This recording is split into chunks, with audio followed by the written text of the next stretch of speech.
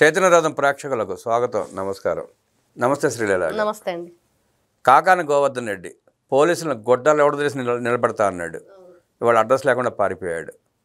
దాన్ని ఎలా చూస్తారు మీరు?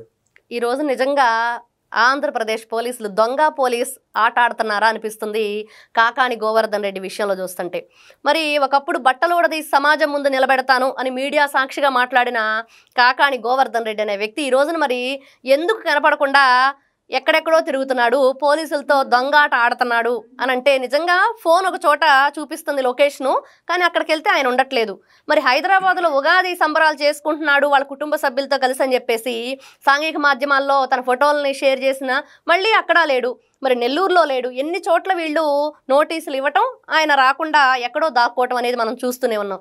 నిజంగా అతను తప్పు చేయలేదు, మరి నేను నిజంగానే నేను న్యాయంగానే ఉన్నాను, న్యాయబద్ధంగానే ఉన్నాను, మరి పోలీసులను బట్టలోడిది సమాజం ముందు నిలబెడతానన్న వ్యక్తి ఈ రోజున పోలీసులకు భయపడి ఎందుకు పారిపోతున్నాడంటే మరి అతను ఎన్ని అక్రమ తవ్వకాలు చేశాడు, ఏ విధంగా మైనింగ్ ఇదంతా దోచుకున్నాడు, ఎందుకు అక్కడ బాంబ్ బ్లాస్టింగ్ జరిగింది, మరి అక్కడ ఉన్న ప్రజలందరూ కూడా 2019 తర్వాత కంప్లైంట్ ఇస్తే పోలీసులు ఎందుకు ఆ కంప్లైంట్ని తీసుకోలేదు, అది లీజుకు తీసుకున్న తర్వాత కూడా దాన్ని ఎందుకు కొనసాగించారు, ఇవన్నీ కూడా బయటికి రావాల్సి ఉన్నాయి.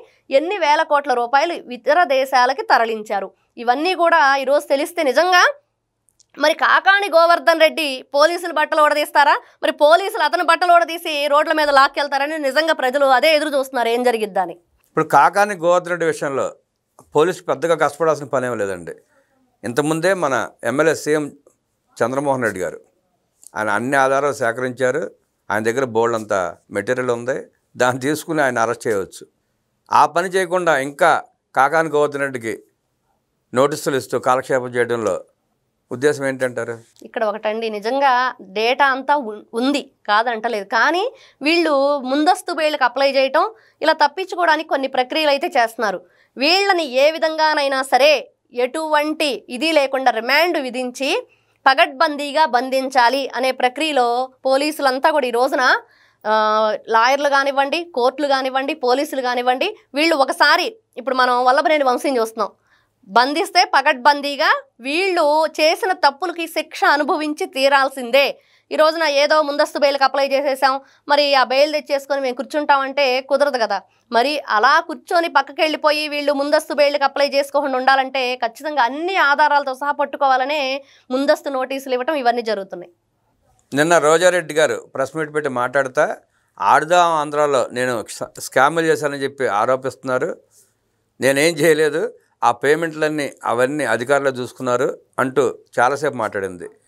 ఆవిడ ఏం మాట్లాడింది, ఆవిడ మాట్లాడిన దానికి మీరేం సమాధానం చెప్తారు?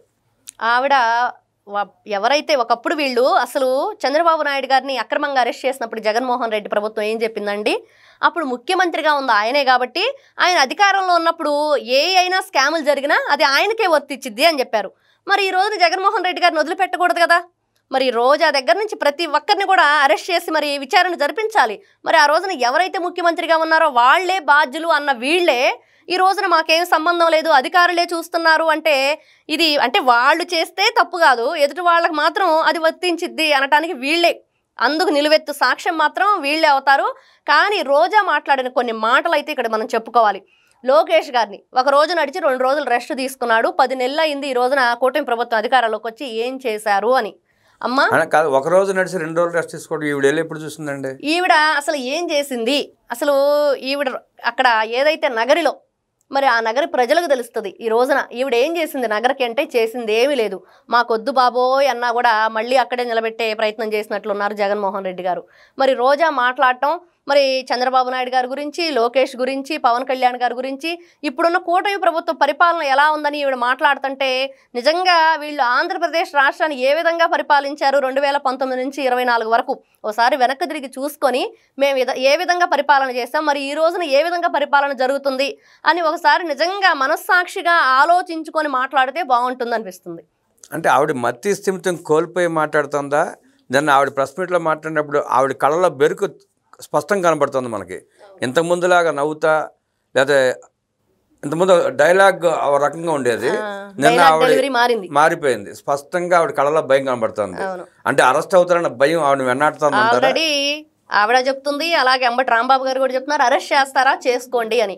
అంతే తప్పించి మరి మేము ఎటువంటి ఇక్కడ తప్పు చేయలేదు, ఎట్లాంటి స్కామ్లు లేవు, మరి మీరు విచారణ జరిపించండి, మేము రెడీగా ఉన్నామని మాత్రం వీళ్ళు చెప్పలేకపోతున్నారు. ఆ ధైర్యం లేదు వాళ్ళ మాటల్లోనే. ఈ రోజున ప్రెస్ మీట్ పెట్టి జగన్మోహన్ రెడ్డి గారు మరి చెడ్డ పేరు వచ్చిద్ది ఆయన దగ్గర అని చెప్పి వీళ్ళు ప్రెస్ మీట్ పెట్టి మాట్లాడటం తప్పించి ఆయన మెప్పు కోసం నిజంగా వీళ్ళకి ధైర్యం లేదు, ధైర్యం కోల్పోయారు. వీళ్ళు చేసిన తప్పులన్నీ కూడా శిక్ష పడబోతుందని వాళ్ళకి అర్థమవుతుంది క్లియర్గా.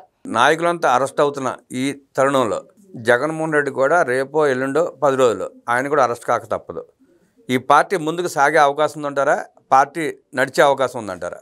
అసలు ఇక్కడ ఒక విషయం అండి, పార్టీ ముందుకు నడిచే అవకాశం ఉంటే జగన్మోహన్ రెడ్డి ఆత్మ అయిన విజయసాయి రెడ్డి వదిలిపెట్టి వెళ్ళేవాడు కాదు. అతను 3 తరాలుగా 1, 2 కాదు, వాళ్ళ తాతల కాలం నుంచి వీళ్ళతో అతని జర్నీ అయితే కొనసాగుతుంది. మరి అట్లాంటి వ్యక్తే ఇంకా రాజ్యసభ సభ్యత్వం కూడా అతను 3 సంవత్సరాల పైనే ఉంది ఆ ఎంపీది, అది వదిలేశాడు, పార్టీని వదిలేశాడు. జగన్మోహన్ రెడ్డి మనసులో నాకు స్థానం లేదు కాబట్టి మరి నేను కూడా పార్టీని వదిలిపెట్టేసి బయటకు వచ్చేసాను అన్నాడు. లిక్కర్ స్కామ్కి సంబంధించి కర్మకర్త క్రియ విక్రాంత్ రెడ్డి అని చెప్పేశాడు. ఇంకా ఏమైనా కావాలని చెప్పి అతనే బయటకు వచ్చి చెప్పేశాడు. మరి రేపు జగన్మోహన్ రెడ్డి గారి ఆస్తుల విషయంలో కూడా వాళ్ళ తల్లికి చెల్లికి మరి ఇతనే వాళ్ళకి ఆత్మసాక్షి, మరి ప్రతి ఒక్కటి ఇంకా ఏమేమి లొసుగులు ఉన్నాయి, వీళ్ళకి రావాల్సిన ఇంకా ఆస్తిపాస్తులు ఇంకేమున్నాయి అన్నీ కూడా విజయసాయి రెడ్డి గారికి తెలుసు. మరి అవన్నీ ఆయన చెప్పటం జరిగిద్ది. పార్టీని మూసుకోవడం అయితే ఖాయం, అదైతే ఎవరు ఇంకా నడిపించలేరు. ఎందుకంటే నువ్వు బూతులు తిడితేనే నీకు ఎంపీ పదవి ఇస్తాను, బూతులు తిడితేనే నీకు ఎమ్మెల్యే పదవి ఇస్తాను, నువ్వు బూతులు తిడితేనే నీకు మంచి హోదా ఉండిద్ది పార్టీలో అన్న పార్టీ ఎవ్వరూ కూడా ఈ రోజున దాన్ని హర్షించరు, దాన్ని ఎవరు కూడా ఈ రోజున అంగీకరించరు. ఎవరు కూడా ఆ పార్టీని నెత్తిన పెట్టుకొని మేము కూడా ఈ పార్టీ తరఫున పోరాడతామని ఎవరు రారు ముందుకి. మరి అట్లాంటి పార్టీలో ఉన్న వ్యక్తి జగన్మోహన్ రెడ్డి వాళ్ళ తల్లి దగ్గర నుంచి కూడా అధికార ప్రతినిధి అనేది లాగేసుకున్నాడు. మరి ఆవిడ కూడా అతనికి సొంత తల్లే నీకు ఓటేయకుండా భయపడి ప్రాణాన్ని కాపాడుకునే ప్రక్రియలో ఆవిడ విదేశాలకు పారిపోయింది. మరి అట్లాంటి పార్టీ ఇంకా మూసేసుకోవడం తప్పించి వేరే గత్యంతరం లేదు. అంటే మూసేస్తే ఎప్పుడో మూసేవచ్చు అంటారు?